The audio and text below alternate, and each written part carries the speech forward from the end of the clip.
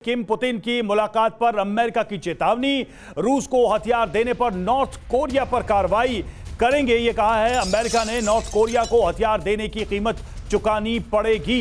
रूस को हथियार देना यूएनएससी के कई प्रस्तावों का उल्लंघन है। किम पुतिन की मुलाकात पर हमारी नजर बनी हुई है। यूएस की तरफ से यह बयान जारी किए गए हैं इस मीटिंग को लेकर। तो अमेरिका की तरफ से यह चेतावनी भी जारी की गई है कि अगर कोई उल्लंघन होता है यूएनएससी के प्रस्तावों का तो हम कार्रवाई करेंगे, हम एक्शन लेंगे। किम पुतिन की जो मुलाकात है और जिस तरह की आशंकाएं इस मुलाकात से निकलकर सामने आ रही हैं, उसने पश्चिमी देशों की चिंता बढ़ाई और यही चिंता इस चेतावनी में भी दिख रही है।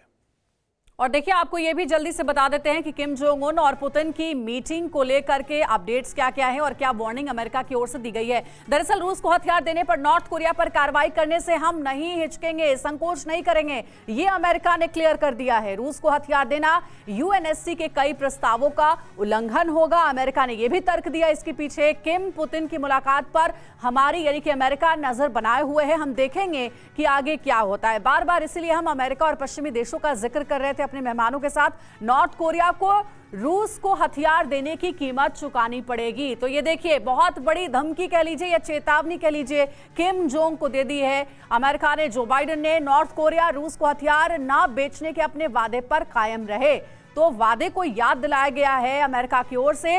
रूस हथियारों का इस्तेमाल यूक्रेन के खिलाफ कर सकता है, इस बात की भी आशंका जताई गई है। और हमारे सहयोगी मनीष झा भी हमारे साथ जुड़े हुए हैं। मनीष का हम रुख करेंगे। मनीष, देखिए, हम इसी बात का जिक्र कर रहे थे अपने गेस्ट के साथ कि अमेरिका और पश्चिमी देश नजर बनाए हुए इस पूरे मुलाकात पर। अब तो अमेरिका सीधे तौर पर धमकी दे रहा है, चेतावनी दे रहा है नॉर्थ कोरिया को। किम जोंग को कह रहा है कि अगर हथियार दिए गए तो अंजाम भुगतने के लिए तैयार रहे किम जोंग। बिल्कुल, देखिए, आपके सवाल का जवाब हम इस सवाल से कर सकते हैं कि अमेरिका क्या कर लेगा।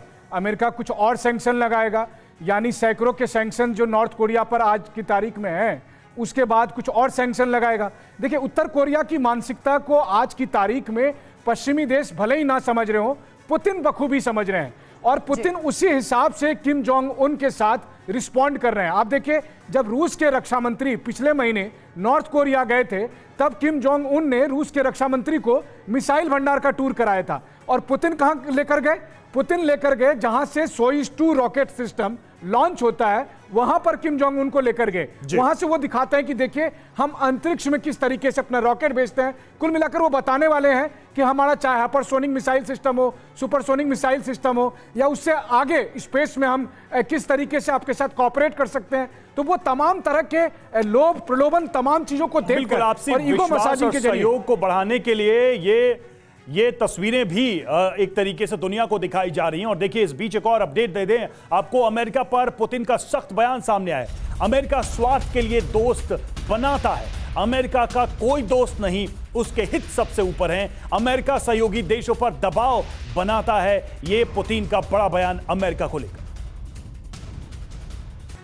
तो देखिए, व्लादिमीर पुतिन को आप सुन रहे थे, अमेरिका का कोई दोस्त नहीं है, ये उन्होंने कहा है। अमेरिका पर सख्त यूक्रेन को भी संदेश दिया गया है।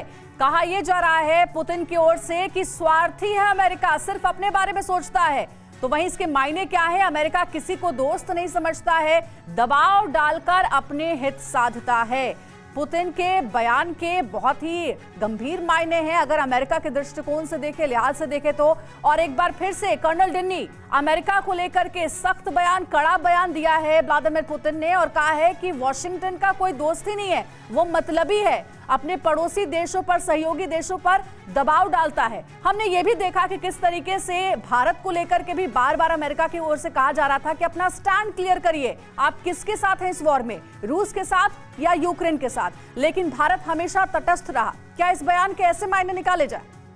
बिल्कुल मैम, देखिए, रशिया को, खासतौर पर व्लादिमीर पुतिन को मेरे ख्याल से अभी थोड़ा सा एक मैं कहूँगा कि इंटरनेशनल सिनेरियो में वापसी का एक थोड़ा सा एक चांस नजर आ रहा है। कारण मैं इसलिए बोल रहा हूँ इसका, क्योंकि G20 में भी हमने देखा था डायरेक्टली रशिया का जिक्र नहीं हुआ था।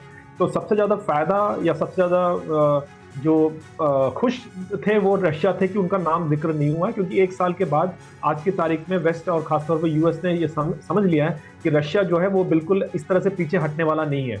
तो उस सिलसिले में भी उस सिलसिले में भी, क्योंकि वहां पर एक डिप्लोमेटिक विक्ट्री तो नहीं कहूंगा, लेकिन फिर भी एक डिप्लोमेटिक गेन जो है उसके मद्देनजर रखते हुए फिर से व्लादिमीर पुतिन ने यूएस के ऊपर फिर से एक और इस तरह से एक बयान दिया, ताकि उनके जो गठबंधन है, यहाँ पर आप एक चीज का एक इंपॉर्टेंट चीज है कि यूएस, जापान और साउथ कोरिया का एक ट्राइलैटरल बना है।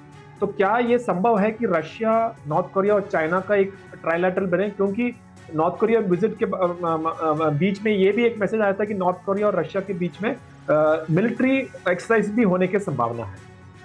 बिल्कुल, तो लगातार पुतिन ये भी कोशिश कर रहे हैं कि अंतर्राष्ट्रीय स्तर पर अमेरिका की जो साख है वो कमजोर हो और कम से कम वो लोग जो अमेरिका के करीब हैं उनके मन में शंकाएं पैदा हों। सुमित, लेकिन अब यहां पर एक चीज और है, किम जोंग के कैरेक्टर को लेकर एक दोस्त के रूप में वो कितने रिलायबल और कितने जिम्मेदार हैं। कल को अगर न्यूक्लियर प्रोग्राम में रूस हेल्प करता है, विनाशक हथियारों को बनाने में मदद करता है, तो ये दुनिया के लिए कितने खतरे की बात है। सिर्फ पश्चिमी देशों की ही बात नहीं है, किम का अपना कैरेक्टर जो है वो कितना विश्वसनीय है।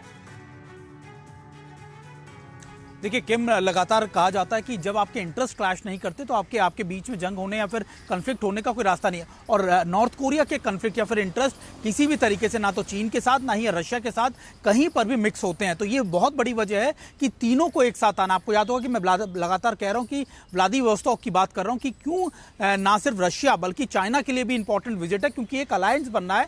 और चाइना के लिए इंपॉर्टेंट ये होगा कि फूड, ग्रेन, एनर्जी के साथ साथ चाइना भी नॉर्थ कोरिया को किस तरीके से सपोर्ट कर सकता है। और नॉर्थ कोरिया को ये दोनों ही बड़ी मार्केट चाहिए, क्योंकि लगातार जिन सैंक्शंस को लगातार नॉर्थ कोरिया झेल रहा है उससे मुकाबला करने के लिए दोनों देशों की मदद उसके लिए जरूरी होगी। तो ऐसे में दोनों के खिलाफ ना तो नॉर्थ कोरिया कभी जाएगा और ना ही कभी ऐसा सोचेगा, क्योंकि एक अलायंस, मजबूत अलायंस अमेरिका के खिलाफ ये तीनों ही कंट्रीज बनाकर तैयार करना चाहती हैं।